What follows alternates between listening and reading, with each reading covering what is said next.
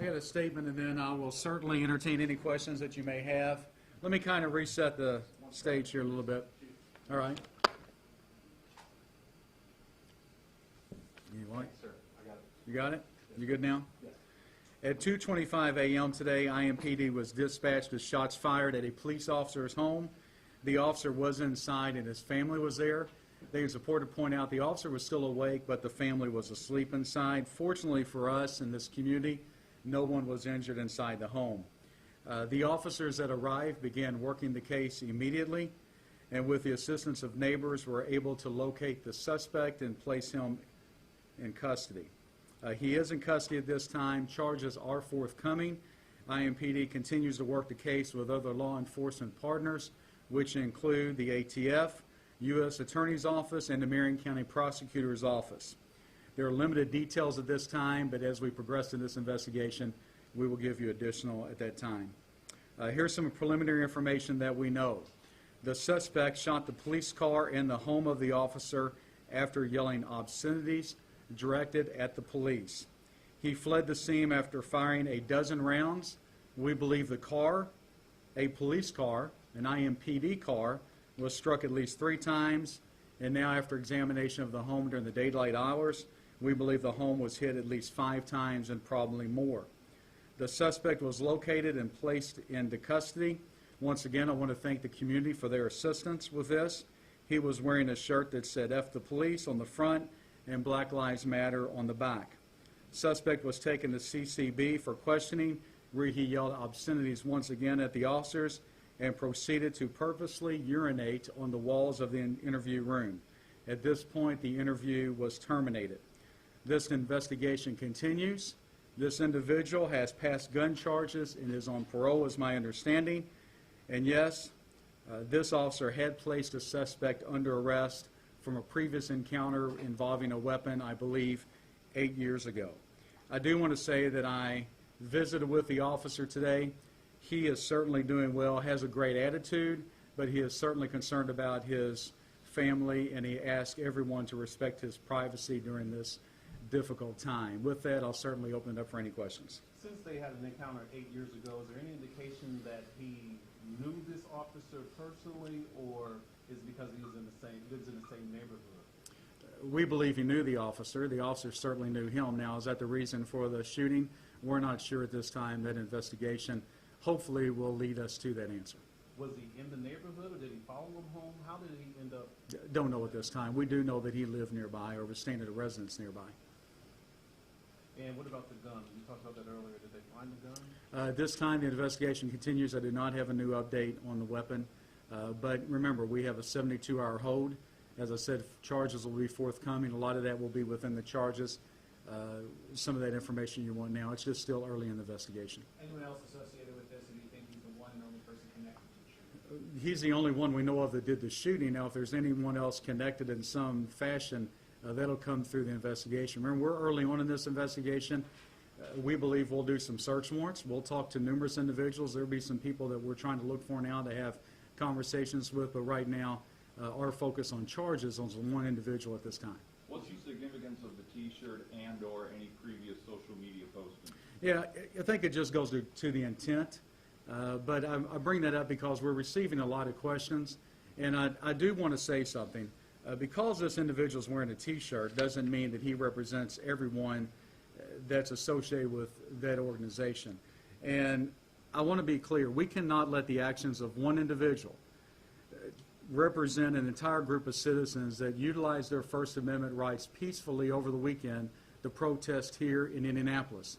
However, I would also say to any organization that protests the police department, do not let the actions of a few officers tarnish the good, dedicated, and honorable work that our IMPD officers do each and every day in this city.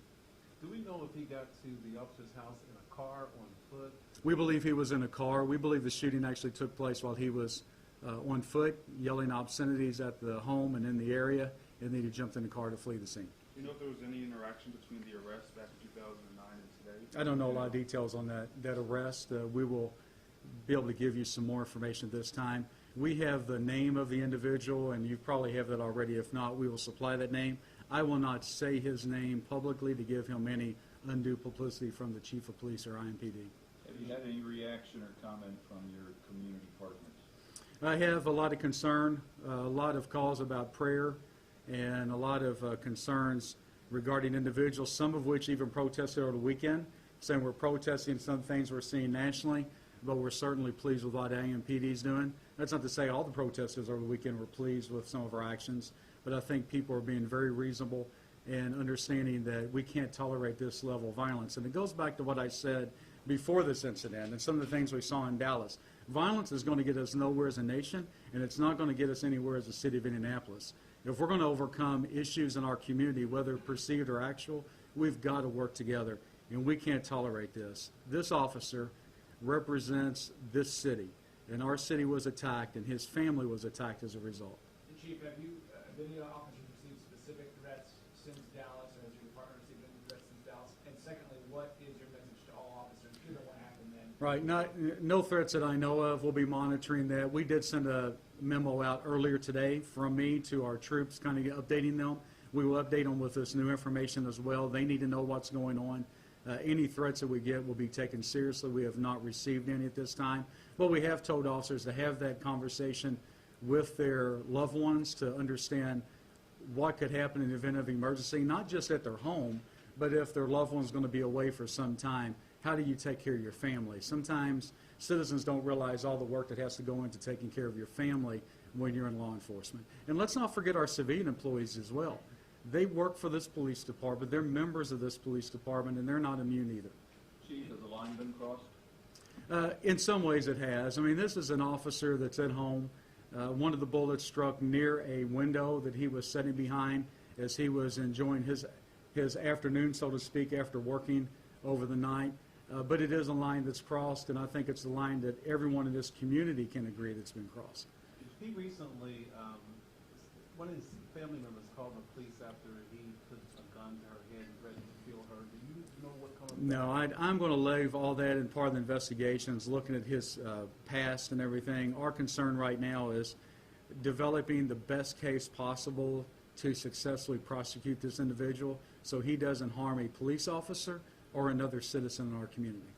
Have you recovered a firearm? That investigation continues. I don't have an update on that as of yet. The last that I knew of, we had not, but I know they're still working vigorously at this time. Do you know if it was a handgun or a rifle? We believe it's a handgun at this time, but it's going to take a little bit more investigation. Officers oftentimes take their cars home. Is there any concern that perhaps there could be copycats out there? There's always a concern. We always look at that, but I think having a police car in a neighborhood makes a neighborhood safer in most cases.